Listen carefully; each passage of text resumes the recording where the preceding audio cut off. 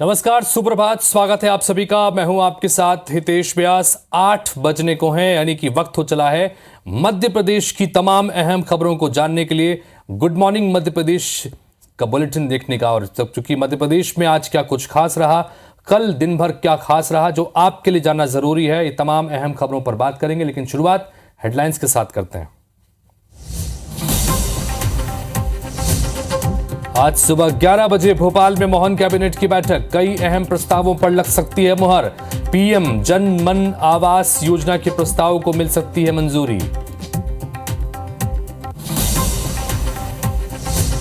आज इंदौर के दौरे पर रहेंगे सीएम डॉक्टर मोहन यादव। बड़ा गणपति चौराहे से देवी अहिल्या प्रतिमा तक होगा रोड शो। राम मंदिर की प्रतिकृति का करेंगे लोकार्पण। दिल्ली में बीजेपी नेतृत्व ने लोकसभा क्लस्टर प्रभारियों को दिया जीत का मंत्र। अपने क्षेत्रों की जातिगत रिपोर्ट तैयार करने के निर्देश। कार्यकर्ताओं के साथ मंडल स्तर पर बैठक करने के निर्देश। भोपाल समेत एमपी के 7 शहरों में बनेगा बीजेपी का Lok Sabha war room. Social media, IT और मीडिया सेंटर होगा संचालित। दिल्ली से तय रणनीति वॉर रूम से प्रत्याशियों तक पहुंचाएंगे। जबलपुर में टैंकर और कंटेनर में भिड़ंत, टक्कर, गंभीर रूप से घायल। श्योपुर के कूनो नेशनल पार्क ने एक और चीते ने तोड़ा दम। शौर्य नाम के नर चीते की हुई मौत। कूनो पार्क में अब तक 10 चीतों की हो चुकी है मौत।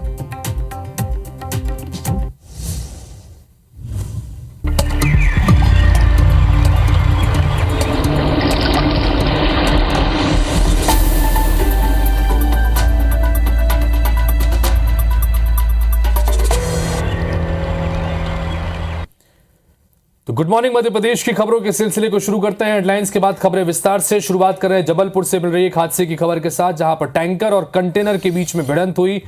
टक्कर के बाद टैंकर में आग लग गई। ग्रामीणों की मदद से हालांकि एक बड़ा हादसा टल गया।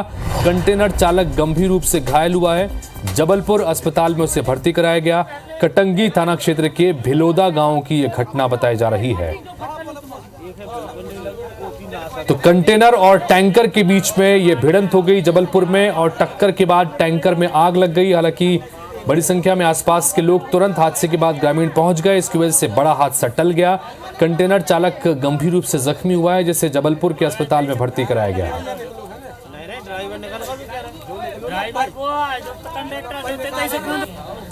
जबलपुर में बड़ा सड़क हादसा हुआ, लेकिन राहत की बात यह रही कि जो लोग आसपास मौजूद थे वो तुरंत मौके पर पहुंचे और राहत की कोशिशें वहां पर की गई, जिसकी वजह से बड़ा हादसा टल गया। लेकिन कंटेनर और टैंकर के बीच टक्कर हुई थी। उसके बाद में हादसे के बाद टैंकर में आग भी लग गई। कंटेनर चालक गंभीर रूप से घायल हो गया था, जिसे जबलपुर अस्पताल में भर्ती कराया गया।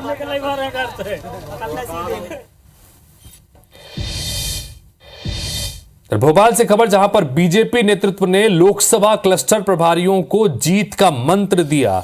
एमपी में 29 लोकसभा सीटों को 7 क्लस्टर्स में बांटा गया है। दिल्ली की बैठक में लोकसभा चुनाव को लेकर मंथन हुआ। प्रभारियों को अपने क्षेत्रों की जातिगत रिपोर्ट तैयार करने के निर्देश दिए गए। क्लस्टर प्रभारियों को अपने क्षेत्र में ज्यादा समय रहने के निर्देश भी दिए गए। बीजेपी कार्यकर्ताओं के साथ मंडल स्तर पर बैठक करने के निर्देश भी जारी किए गए हैं। तो मिशन 29 के तहत भारतीय जनता पार्टी लगी हुई है। लोकसभा चुनाव में सभी 29 सीटों को जीतने का लक्ष्य इस बार रखा गया है, और यही वजह है कि क्लस्टर वाइज इन सीटों को बांटा गया है। तो टोटल 29 सीटों को 7 क्लस्टर्स में बांटा गया है, और इन क्लस्टर्स के अलग अलग प्रभारी नियुक्त किए गए हैं। ये क्लस्टर समन्वयक जो है, इनकी बैठक कल दिल्ली में हुई, जिसमें पदाधिकारियों की तरफ से निर्देश दिए गए कि किस रणनीति के साथ में आगे लोकसभा के चुनाव में क्लस्टर वाइज आगे बढ़ना है। इधर एमपी के 7 शहरों में बीजेपी का लोकसभा वॉर रूम बनेगा, यानी कि 7 क्लस्टर, 7 शहर और 7 वॉर रूम बनाए जाएंगे। Social media, IT, media centre इसमें संचालित होगा। भोपाल, इंदौर, ग्वालियर, जबलपुर में ये वॉर रूम बनाए जाएंगे। लोकसभा प्रत्याशियों को वॉर रूम प्रभारी को देनी होगी प्रचार की जानकारी। बीजेपी मीडिया विभाग के राष्ट्रीय पदाधिकारियों को भी यहां पर तैनात किया जाएगा। दिल्ली से जो रणनीति तय होगी, वॉर रूम के जरिए प्रत्याशियों तक और आम कार्यकर्ताओं तक ये रणनीति पहुंचाई जाएगी कि किस रणनीति के साथ में मैदान में उतरना है, कब किस जगह पर क्या भाषण में बात करनी है। तमाम छोटी छोटी बातों की रणनीति इसी वॉर रूम के जरिए बनाई जाएगी। दुष्यंत पाराशर हमारे सहयोगी इस वक्त भोपाल से सीधे जुड़ रहे हैं, उनसे बात करते हैं। दुष्यंत, महत्वपूर्ण बैठक दिल्ली में हुई और चूंकि क्लस्टर्स में बांटा है, इस बार भारतीय जनता पार्टी ने 29 सीटों को 7 क्लस्टर में बांटा है और 7 क्लस्टर के अलग अलग प्रभारी बनाए गए हैं और इनकी मीटिंग थी। तो 7 क्लस्टर हैं, 7 प्रभारी हैं, 7 शहर में 7 वॉर रूम बनाकर पूरी तरह से रणनीति 29 सीटों पर जीत दर्ज करने की। क्या कुछ जानकारी इस बैठक से संबंधित दुष्यंत?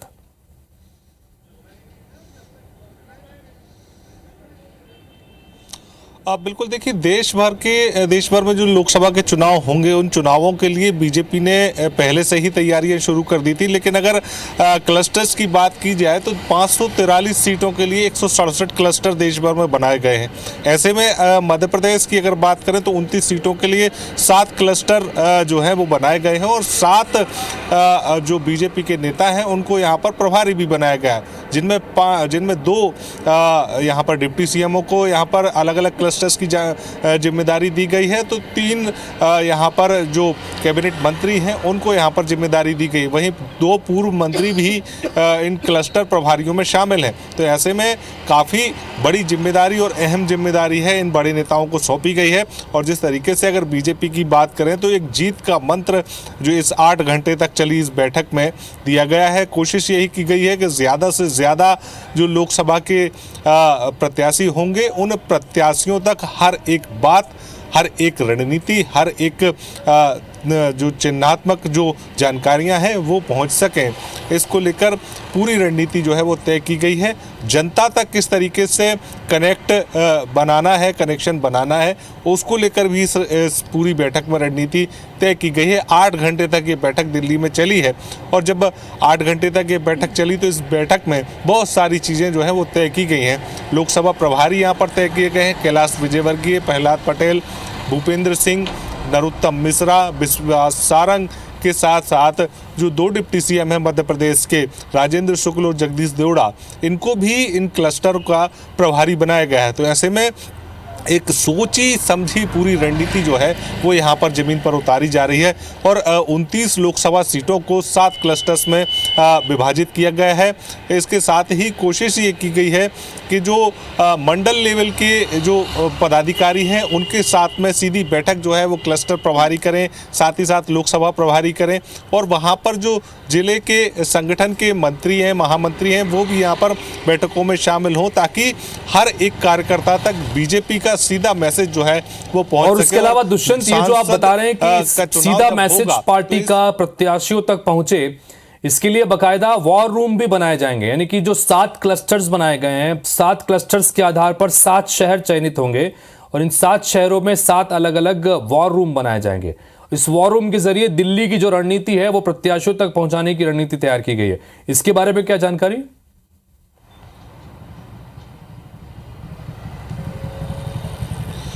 देखिए, 7 वॉर रूम बनाने की बात जिस तरीके से सामने आई है, बीजेपी ने पहले से ही इसकी तैयारी कर रखी थी। हालांकि अगर दिल्ली की बैठक की बात करें तो दिल्ली की बैठक और वॉर रूम की रणनीति जो है वो दोनों अलग अलग यहाँ पर बातें हैं। लेकिन जिस तरीके से अगर लोकसभा चुनाव की तैयारियों को लेकर बात की जाए तो एक अहम रणनीति जो है वो वॉर रूम से जो है लोगों तक पहुँचेगी, प्रत्याशियों तक पहुँचेगी। ये प्रयास बीजेपी का है और इसको लेकर जब वॉर रूम तैयार किए जाएंगे, चाहे उज्जैन की बात करें, भोपाल की बात करें, इंदौर की बात करें, जबलपुर की बात करें, ग्वालियर की बात करें, तो ऐसे कई सारे शहरों में जो है वो 7 यहाँ पर वॉर रूम तैयार किए जाने हैं और केंद्रीय लेवल के जो पदाधिकारी होंगे वो यहाँ पर तैनात किए जाएंगे। मीडिया विभाग के यहाँ पर पदाधिकारी तैनात किए जाएंगे और हर एक जानकारी लोकसभा के प्रत्याशियों तक पहुँच सके, हर एक रणनीति की जानकारी पहुँच सके और किस तरीके से जनता से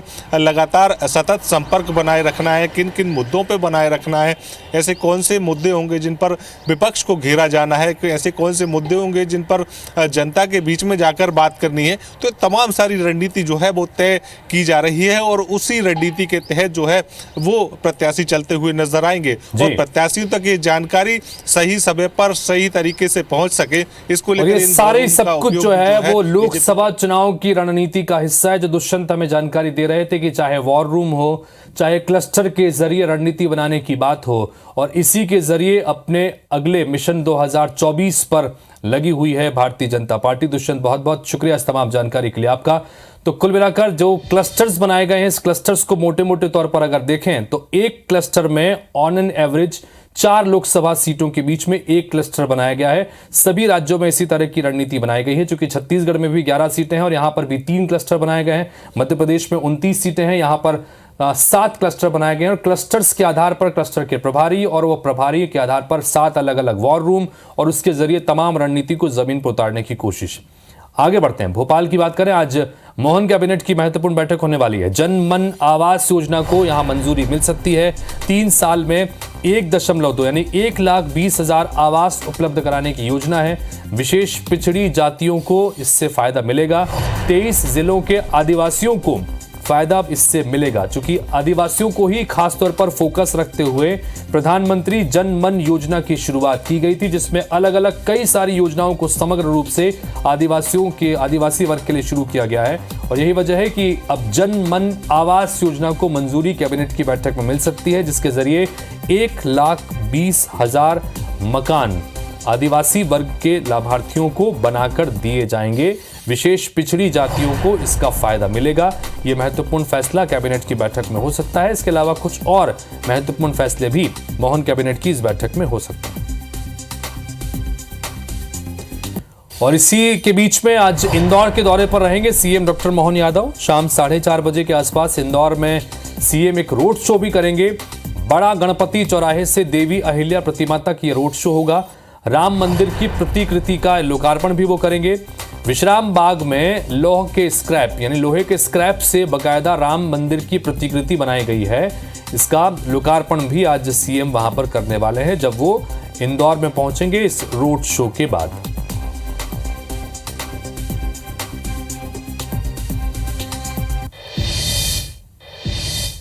तो कांग्रेस की यूथ विंग लोकसभा चुनाव की तैयारी में जुटी हुई है, जिसके चलते युवा कांग्रेस इसी महीने पूरे प्रदेश में न्याय दो रोजगार दो अभियान शुरू करने जा रही है। इस अभियान के तहत युवा कांग्रेस के कार्यकर्ता घर घर पहुंचकर पोस्ट कार्ड बांटेंगे और आम जन से संपर्क कर बेरोजगारी के मुद्दे उठाएंगे। इसके लिए हर जिले में अलग से टीम बनाई जाएगी, जिसमें जिला कांग्रेस कमेटी के प्रमुख पदाधिकारी भी शामिल होंगे।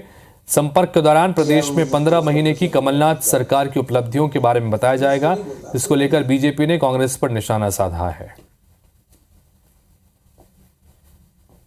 न्याय दो रोजगार दो में हम डोर टू डोर कैंपेन करेंगे, हर घर में जाएंगे। जैसे कि प्रधानमंत्री नरेंद्र मोदी जी ने कहा था कि हम हर साल 2 करोड़ नौकरियां देंगे। अभी तक वो उस बुनियाद पे खरे नहीं उतरे हैं, लोगों को रोजगार मिल नहीं पा रहा है। उसी के आधार पर यूथ कांग्रेस ने कैंपेन चलाया है कि रोजगार दो न्याय दो। कांग्रेस को न्याय मांगने का हक ही नहीं है। जिस पार्टी ने देश में 70 वर्षों तक अन्याय करने का काम किया है, यहाँ की देश की जनता के साथ में, देश के युवाओं के साथ में, देश की नारी शक्ति के साथ में, वो पार्टी बिल्कुल भी न्याय दो और रोजगार दो की बात नहीं कर सकती। कमलनाथ जी का नेतृत्व देख लीजिए, मध्य प्रदेश के युवाओं को बैंड बजाने की ट्रेनिंग देने वाले थे, तो ये क्या रोजगार की बात करेंगे? तो पहले नेतृत्व, नीति नियत और नेतृत्व स्पष्ट कर दे, तभी ये न्याय और रोजगार देने की बात करें। कांग्रेस के नेता भले ही राम मंदिर प्राण प्रतिष्ठा में नहीं जा रहे हों, लेकिन इंदौर के कांग्रेस कार्यालय में 22 जनवरी को प्राण प्रतिष्ठा महोत्सव को लेकर खास तैयारियां चल रही हैं। कांग्रेस के शहर अध्यक्ष सुरजीत सिंह चड्ढा ने कार्यकर्ताओं को 22 जनवरी के दिन कार्यालय पर एकजुट होने के निर्देश दिए हैं। इस दिन गांधी भवन स्थित कांग्रेस कार्यालय पर पदाधिकारी प्राण प्रतिष्ठा महोत्सव मनाएंगे और साथ ही दिए जलाने के भी जाएंगे और सुंदरकांड का पाठ भी यहां पर किया जाएगा, जिस पर बीजेपी ने निशाना साधा है। बीजेपी के प्रदेश सह मीडिया प्रभारी टीनू जैन ने कहा कि कांग्रेस के कार्यकर्ता इतने ही राम भक्त हैं तो उनके नेताओं को मंदिर के प्राण प्रतिष्ठा उत्सव में शामिल होना चाहिए। देखिए, ऐसा है 1986 में इस राम मंदिर के रामलला के ताले जो है वो हमारे पूर्व प्रधानमंत्री भारत रत्न राजीव गांधी जी ने खुलवाए थे। इतनी भक्ति भावना है तो आज़ादी के समय ही क्यों नहीं राम मंदिर बना दिया गया? कांग्रेस ने क्यों नहीं कभी राम मंदिर को बनाने के लिए कोई आगे बढ़कर किसी प्रकार की कोई इनिशिएटिव को लिया? सिर्फ धर्म के नाम पर राजनीति करना कांग्रेस की पुरानी प्रवृत्ति है, उनकी संस्कृति है और वो आज भी करती जा रही है। अगर इतना ही राम भक्त आप अपने आप को कहते हैं तो 22 जनवरी को पूरे कांग्रेस के जिन जिन नेताओं को भी निमंत्रण प्राप्त हो रहा है वो राम मंदिर की प्रतिष्ठा में जाएं और अपने पाप का पश्चाताप करें। अगली खबर इंदौर से आपको दिखा रहे हैं, जहां पर तेंदुए की तलाश अभी भी जारी है। तेंदुए के पंजे के निशान यहां पर मिले हैं, अब तक तेंदुआ दिखा नहीं है। विभाग को क्षेत्र में तेंदुए की सूचना मिली थी कि तेंदुआ आसपास मौजूद है। इंफोसिस और टीसीएस कैंपस में सर्चिंग लगातार जारी है। कर्मचारियों को खुले कैंपस में नहीं निकलने के निर्देश दिए गए हैं। गांधीनगर क्षेत्र में ये पिंजरा भी बाकायदा लगाया गया है, लेकिन अब तक उसे स्पॉट नहीं किया गया, यानी तेंदुए को देखा नहीं गया, लेकिन उसके पग मार्क दिखे हैं और उसके पंजों के मार्क दिखने की वजह से अब वहां पर तेंदुए के होने की जानकारी भी वन विभाग को मिली थी। इसके बाद तेंदुए की सूचना मिलने के बाद में वहां पर सर्चिंग लगातार की जा रही है। इंफोसिस और टीसीएस कैंपस में लगातार सर्चिंग है। जो कर्मचारी इन कंपनियों में काम करते हैं उनको निर्देश दिए गए हैं कि वो खुले कैंपस में न निकलें। गांधीनगर क्षेत्र के आसपास बाकायदा पिंजरा भी लगाया गया है। तो इंदौर से ये खबर आपको दिखा रहे हैं, जहां पर तेंदुए की तलाश लगातार की जा रही है, लेकिन अब तक उसे स्पॉट नहीं किया गया, यानी अब तक तेंदुआ दिखा नहीं है। लेकिन जानकारी वन विभाग को यही मिली थी कि इस इलाके में तेंदुआ मौजूद है और उसके पैरों के निशान, पंजों के निशान भी मिले थे और इसके आधार पर वहां पर गांधीनगर इलाके में बाकायदा पिंजरा भी लगाया गया है, लेकिन अब तक कामयाबी नहीं मिल पाई है। टीसीएस और अन्य जो कंपनियां हैं उसका दफ्तर भी वहीं पर हैं, उनकी बिल्डिंग्स भी वहीं पर हैं, इसलिए वहाँ जो कर्मचारी काम करते हैं उनको ये हिदायत दी गई है कि वो कैंपस में खुले बाहर ना निकले जब तक कि बहुत ज़रूरी काम ना हो, और उस कैंपस में भी लगातार सर्चिंग की जा रही है। अंशुल मुकाती हमारे सहयोगी जुड़ रहे हैं, उनसे बात करते हैं। अंशुल, तेंदुए की तलाश लगातार की जा रही है, सर्चिंग में लगातार टीम लगी हुई है, लेकिन अब तक कामयाबी मिली नहीं है, अभी क्या जानकारी? जी बिल्कुल, बता दूं कि कल सुबह से जो तेंदुआ है कैंपस में घुसने की सूचना मिली थी और उसके बाद से लगातार वन विभाग और इंफोसिस कंपनी जो है वो तेंदुए की खोज में लगी हुई है। हालांकि वन विभाग के सामने सबसे बड़ी चुनौती यह है कि 80 एकड़ से अधिक इलाके में यह फैला हुआ इंफोसिस का जो पूरा कैंपस है उसमें तेंदुए को ढूंढा जा रहा है, जिसमें की बड़ी संख्या में झाड़ियां और जंगल भी है और इसीलिए वन विभाग के सामने सबसे बड़ी चुनौती भी है। हालांकि कल देर शाम वन विभाग के द्वारा यहाँ पर 2 पिंजरे लगाए गए थे, जिससे कि देर रात में यदि तेंदुए की मूवमेंट होती है तो तेंदुए को पिंजरे में फंसाया जा सके, लेकिन अभी तक तेंदुए के पकड़े जाने की किसी प्रकार की सूचना नहीं मिली है। हालांकि जो पगमार्क्स मिले हैं उन्हें देख करके वन विभाग का ये कहना है कि पगमार्क्स जो है ये तेंदुए के हो सकते हैं, लेकिन तेंदुए की मूवमेंट किस तरफ हुई है अभी इसे लेकर के किसी प्रकार की जानकारी नहीं है। और इसी के लिए इंफोसिस कंपनी ने भी अपने कर्मचारियों के लिए एडवाइजरी जारी की है। कर्मचारियों को खुले में जाने से मना किया गया है, उन्हें कैंपस में जो बिल्डिंग है उसी के अंदर रहने के लिए कहा गया है। और ठीक है अंशुल, आप नजर बना के रखिए, जैसा कि आप बता रहे हैं कि कोशिशें लगातार जारी है तेंदुए को स्पॉट करने की और उसे पिंजरे में बंद करने की। अपडेट्स आपसे आगे भी आगे लेते रहेंगे। भोपाल में आवारा कुत्तों के राहगीरों पर हमले और डॉग बाइटिंग की घटनाएं लगातार बढ़ रही हैं। पिछले हफ्ते एमपी नगर में कुत्तों द्वारा 21 लोगों को काटने और अयोध्या नगर में 7 महीने के बच्चे को काटकर उसके मौत की घाट उतारने के बाद सोमवार को भी ऐसी 2 घटनाएं सामने आई। साथ ही मंगलवार को कुत्तों ने 41 लोगों को अपना शिकार बना दिया। भोपाल में कुत्तों के हिंसक होने और हमले की बढ़ती घटनाओं के बाद मेयर मालती राय ने निगम की डॉग सेल की बैठक बुलाई, जिसमें कुत्तों की नसबंदी अभियान तेज करने, बीमारी और विभिन्न वायरस से इन्फेक्टेड कुत्तों का इलाज करने समेत कई मुद्दों पर बातचीत हुई। हालांकि महापौर मालती राय ने कुत्ता विरोधी अभियान में रुकावट के लिए पेट लवर्स को जिम्मेदार बताया और उनसे सहयोग की भी अपील की है। आज हमने एडीसी, कमिश्नर, एमआईसी मेंबर और अधिकारियों के साथ में बैठकर चर्चा की है, समीक्षा की है और हमने डॉक्टर्स को भी बुलाया है कि कितना पर डे वो नसबंदी करवाना ही नगर निगम का काम रहता है। पशु प्रेमियों से मेरा आग्रह है कि कानून कार्यवाही करके और इनको नहीं पकड़ना चाहिए।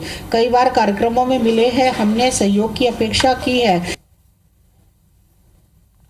भिंड से खबर, जहां पर हलवाई की हत्या का खुलासा हुआ है। मैरिज गार्डन का चौकीदार और मैनेजर गिरफ्तार किया गया है। चौकीदार ने मैनेजर के साथ मिलकर हत्या की साजिश रची थी। नशे में कमरे से अंदर बाहर जाने पर हत्या कर दी थी।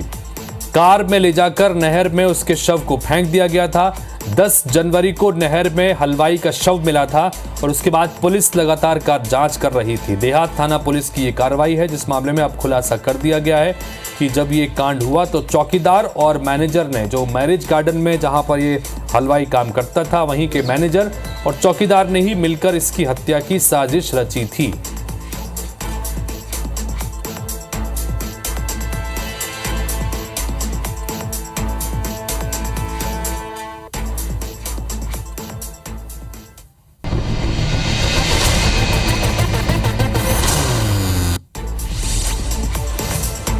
रायपुर में आज विष्णुदेव साय कैबिनेट की बैठक होगी। छत्तीसगढ़ के बजट को लेकर चर्चा की जाएगी। सीएम विष्णुदेव साय आज बालोद दौरे पर रहेंगे, कई कार्यक्रमों में शामिल होंगे। रायपुर में भी स्थानीय कार्यक्रम में शिरकत करेंगे। रायपुर में डिप्टी सीएम अरुण साव आज विभागीय कार्यों की समीक्षा करेंगे। विभाग के वरिष्ठ अधिकारी मौजूद रहेंगे। कवर्धा के श्री मुनि नाम साहिब महाविद्यालय में 153 विद्यार्थियों को नामांकन और परीक्षा फॉर्म के लिए अनुमति नहीं मिल रही है, जिसके चलते एबीवीपी ने विरोध प्रदर्शन किया है। धमतरी के कचना शासकीय स्कूल के बच्चों ने शिक्षिका की मनमानी को लेकर चक्का जाम कर दिया। आश्वासन के बाद बच्चों ने प्रदर्शन खत्म किया। राजिम विधायक रोहित साहू ने अधिकारियों को फटकार लगाई, कहा जनता के काम में तेजी लाए, नहीं तो कार्रवाई होगी।